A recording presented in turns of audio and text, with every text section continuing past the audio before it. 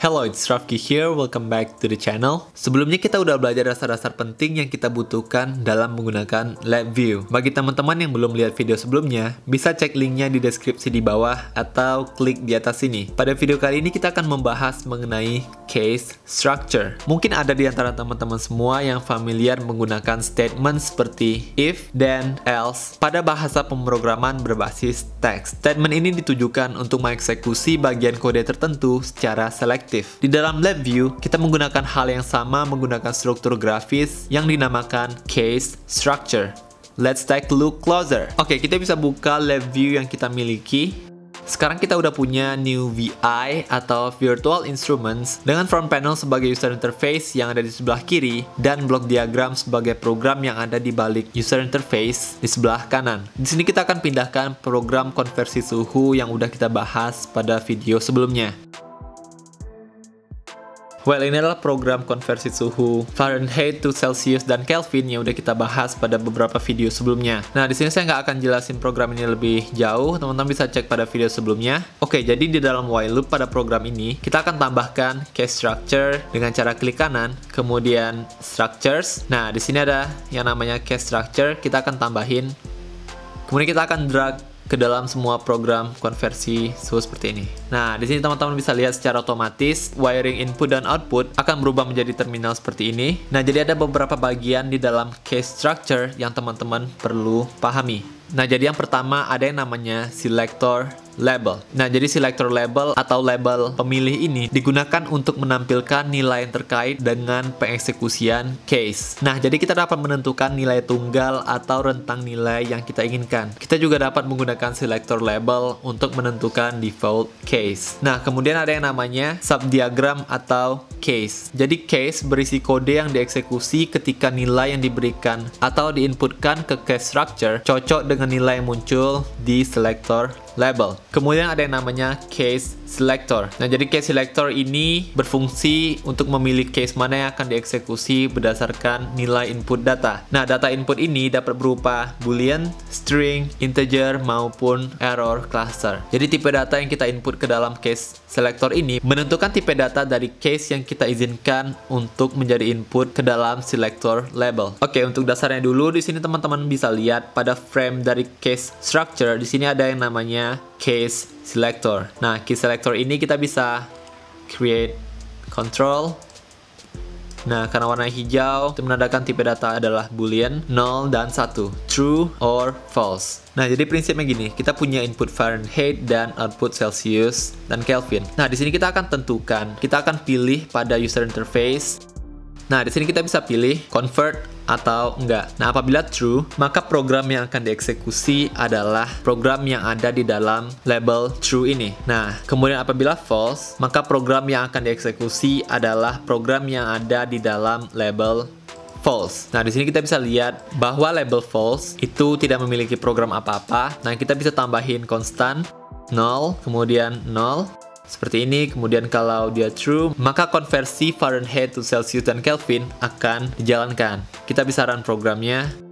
Nah, di sini teman-teman bisa lihat pada saat kita menjalankan programnya dan kita adjust nilai dari Fahrenheit, nilai Fahrenheit tidak secara otomatis terkonversi ke Celsius maupun Kelvin. Nah, ini menandakan input dari case selector yang kita inputin bernilai false. Jadi dia akan mengeksekusi kode di mana kita input 0 dan 0 yang tadi. Nah, kemudian apabila kita convert, secara otomatis program yang akan dieksekusi adalah program yang ada di dalam label true, yaitu program yang kita bisa lihat pada blok diagram sekarang. Nah, jadi secara otomatis kita dapat konversi suhu dari Fahrenheit to Celsius dan Kelvin.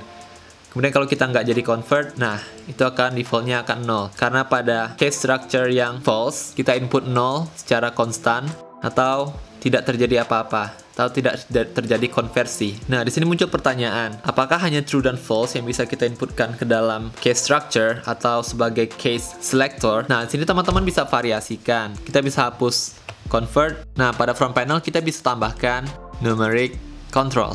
Nah, di sini saya mau numeriknya itu integer. Oke. Nah, di sini kita udah punya bilangan bulat yang akan kita jadikan sebagai case selector. Kita bisa input dan secara otomatis selector label akan berubah menjadi angka 1 dan 0 sebagai default. Nah, jadi yang sebelumnya boolean true or false sekarang udah berubah menjadi nilai bilangan bulat. Nah, di samping hanya menggunakan case 1 dan 0 atau sebagai default, kita bisa tambahkan selector label dengan cara klik kanan. Kemudian di sini ada add case after. Nah, kemudian ada 2. Kita bisa modifikasi program, misalnya.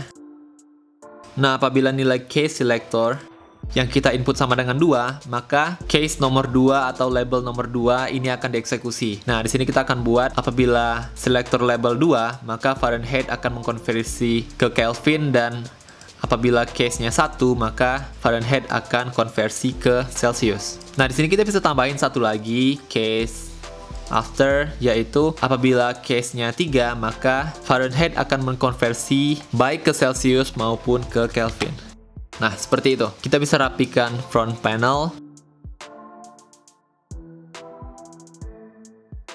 Oke, kita udah rapin front panelnya. Di sini teman-teman bisa lihat pada front panel case selector kita udah nambahin beberapa angka dan keterangan dari inputan case selector yang kita punya. Di sini apabila 0 default, maka program yang akan dieksekusi adalah Celsius dan Kelvin akan bernilai default 0. Kemudian apabila inputnya adalah 1, maka secara otomatis Fahrenheit akan terkonversi ke Celsius. Dan apabila case selector yang kita inputin adalah 2, maka yang akan dieksekusi adalah program yang ini, yaitu Fahrenheit akan mengkonversi ke Kelvin, kemudian Celsius akan default menjadi 0, begitu juga yang Kelvin tadi. Nah, apabila case selector yang diinputin adalah 3, maka secara otomatis suhu Fahrenheit akan terkonversi menjadi Celsius dan Kelvin. Kita bisa jalankan programnya dan melihat bagaimana hasilnya. Kita bisa run.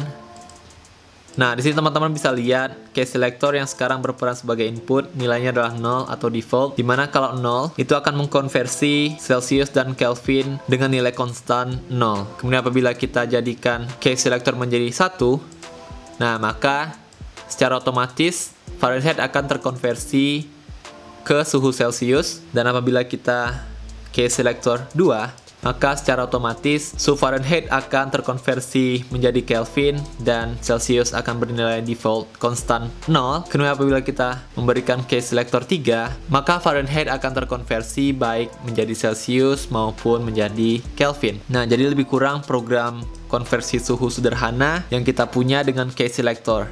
That's it. Well, you're done for today. Itu dia penggunaan case structure yang biasa digunakan di dalam LabVIEW. Jangan lewatkan video-video selanjutnya yang pastinya bermanfaat untuk teman-teman semua. Kalau teman-teman ngerasa mendapatkan pengetahuan baru dan manfaat dari video ini, pastikan teman-teman semua support dan subscribe channel ini untuk sama-sama belajar dan berbagi ilmu pengetahuan. Jangan lupa komen apabila ada pertanyaan dan masukan. So, thank you for watching. See you next time.